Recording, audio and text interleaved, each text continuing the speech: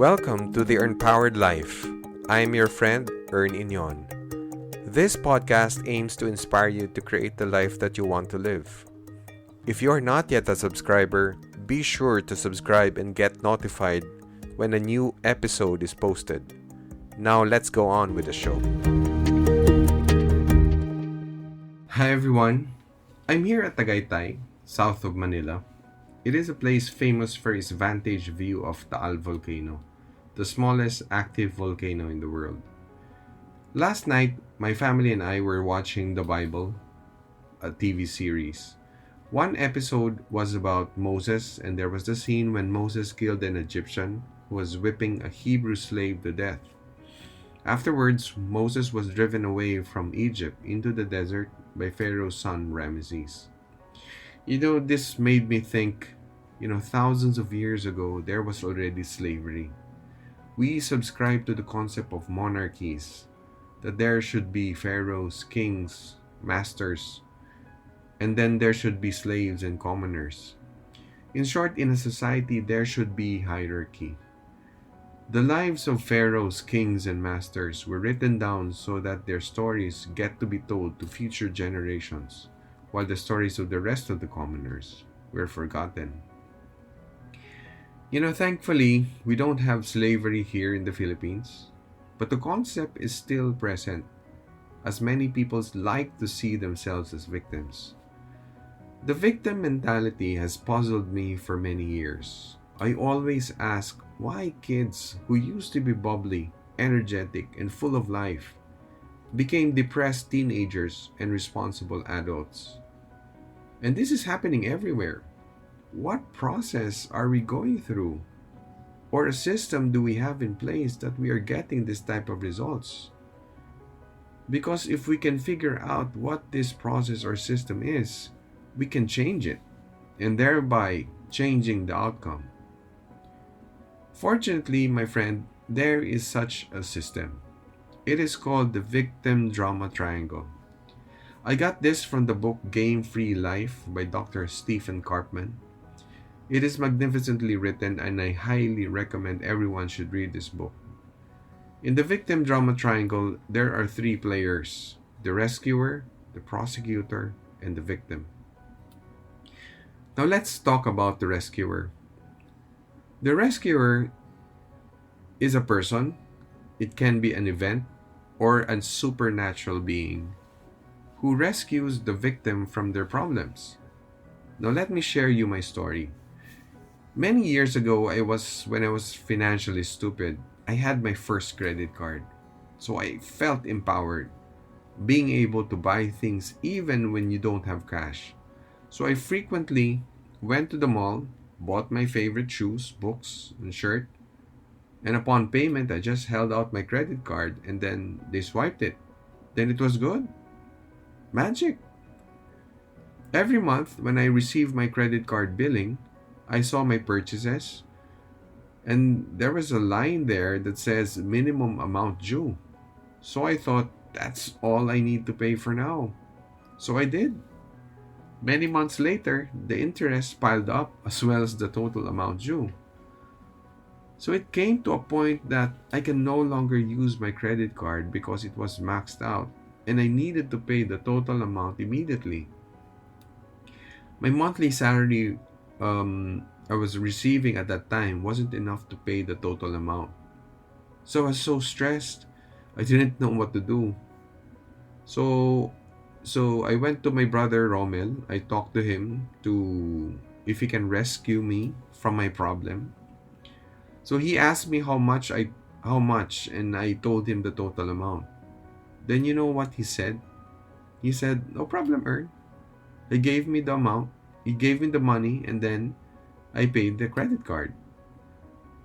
Just like that, problem solved. That's how generous my brother was.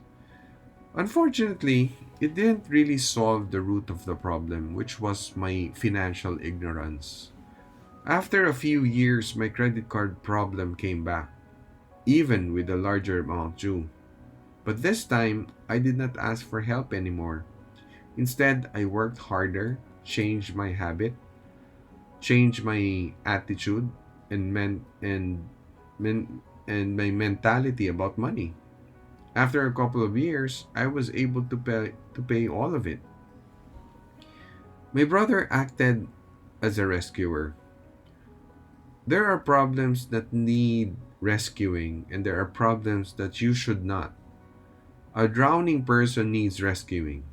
A person whose house is burning needs rescuing. A 5-year-old child constantly beaten up by her by a drug addict parent needs rescuing. A person who is buried in debt doesn't need rescuing. A person who is having marital problems doesn't need rescuing. A person in deep depression doesn't need rescuing. I know it sounds heartless, but it is not. The difference is real rescue means the victim is incapacitated. A drowning person is incapable of lifting himself up to get oxygen. A person whose house is on fire is incapable of putting out the fire. A 5-year-old child constantly beaten up by his parent is incapable of defending himself. While a person buried in debt doesn't need rescue. What he needs is guidance and act on his problems. My brother rescued me from my financial problem, but I did not learn from it. The only time I really learned from it was when I acted on it and my mentors guided me.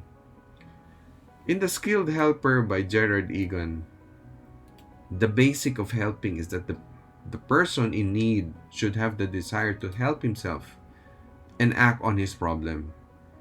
If you just help and eliminate the problem for other people, you're not actually helping. You're making the problem worse. I had a relative who was buried with credit card debt also, and her father paid for it. Same thing. It didn't solve the problem. After a few years, her debt was even bigger. Problem was, her father had no more money. Let's talk about the prosecutor. The prosecutor is a person, an event, or a supernatural being that is viewed as a villain. He makes the life of the victim hard and miserable. The key word here is viewed, as viewed by the victim. The prosecutor can be your spouse, your kid, your boss, the devil, the our government, your neighbor, or your dog. We blame anyone that we believe who gets in our way. It is very subjective. A boss who gives you lots of work to the point that you work even on weekends can be viewed as a prosecutor, where in fact, what he really wanted for you is to sharpen your skills and be ready for bigger responsibilities so that he can promote you.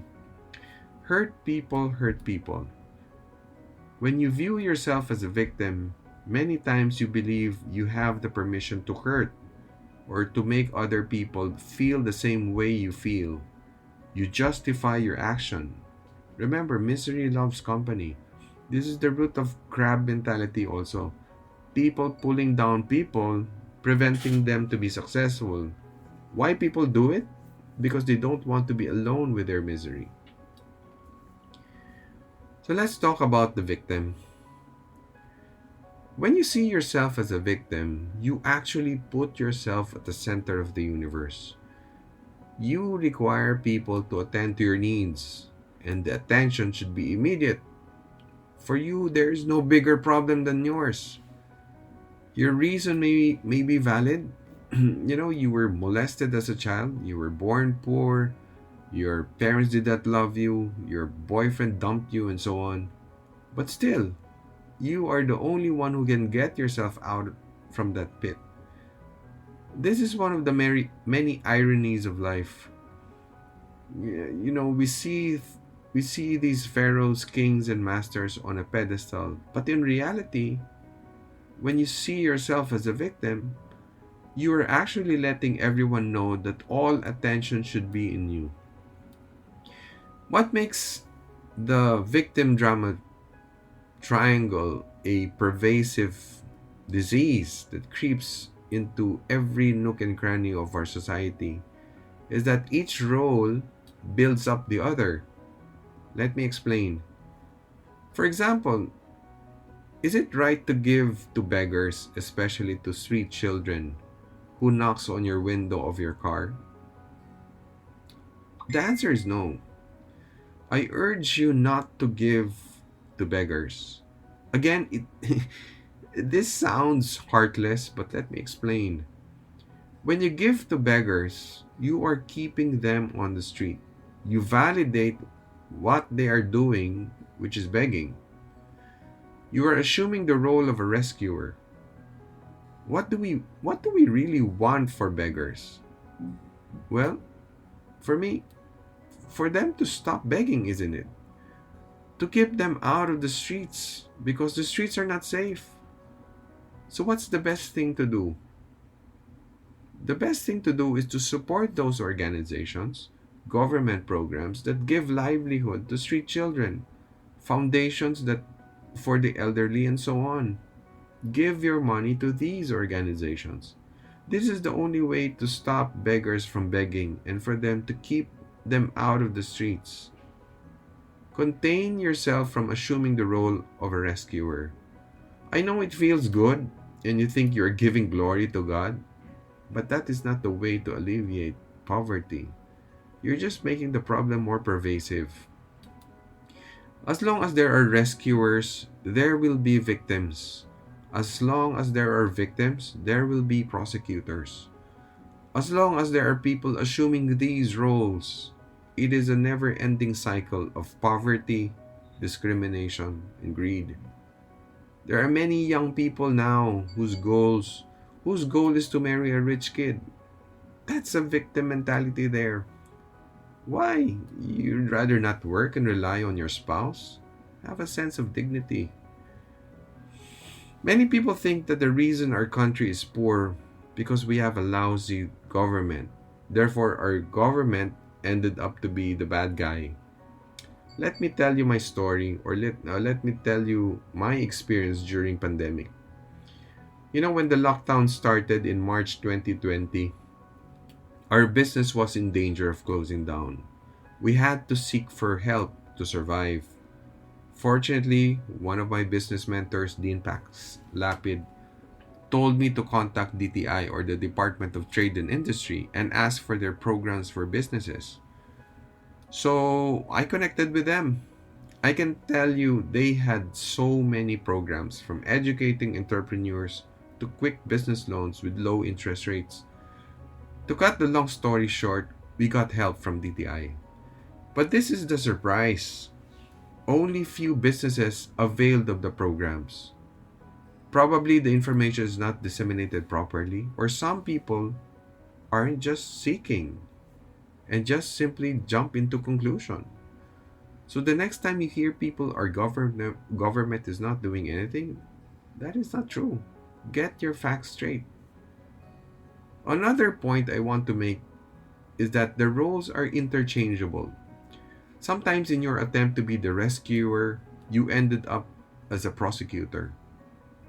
Many years ago, my sister-in-law Michelle was planning to open an events organizing business with a couple of her friends. Well, me being the planner, I started to ask questions. So what is your mission? Who is your target market? What would be your core values and so on? I think I overwhelmed her so much that tears started to um, roll from her cheeks. I probably made her feel inadequate. I felt bad afterwards because that wasn't obviously my intention. My intention was to help her think that will lead to her business becoming successful. This example that I'm about to share happens a lot in families. There are times our son asks for a toy. One time he likes to have a Godzilla toy. So we went to the toy store to look for it. When my wife found it, it was huge and expensive and not in our budget. So my wife just told our son that we can afford it, but we'd rather buy it for your birthday. Then we can see that Ethan started to feel bad and he looked at me as if waiting for my um, to, to to help him out, to convince his mom otherwise. Then I said, well, just like what your mother told you. My friend, if this scenario happens to you or a similar one, never ever make your spouse look bad in front of your kids. Some fathers would like to play hero and buy the toy outright. If I did that, I would have made my wife the prosecutor, myself the rescuer, my son the victim, and we would start the vicious cycle. Be consistent with your spouse, even if you disagree with her. Never in front of your kids. Never tell stories about your spouse that will make them lose their respect. Some wives are battered and neglected. It is so easy to start feeling like a victim. Telling your kids how bad their fathers are will not solve the problem. It will only make matters worse. When people see themselves as victims, they will look for rescuers and prosecutors. The victim drama triangle is a poison that is continuously creeping in every society and destroying families. My friend, do not let this destroy your family. Please have a look at this triangle, study it, or simply email me. Fortunately, there's a way out to this, and I will share that to you in the coming episodes. To end this episode, look at yourself in a mirror and ask, do I see myself as a victim? Am I looking for somebody to rescue me? Have I intentionally hurt people? Ask yourself these hard questions and see you on the next episode. Thank you so much for listening, friends. Please rate and review this podcast and share it to your friends. Until next time, blessings always.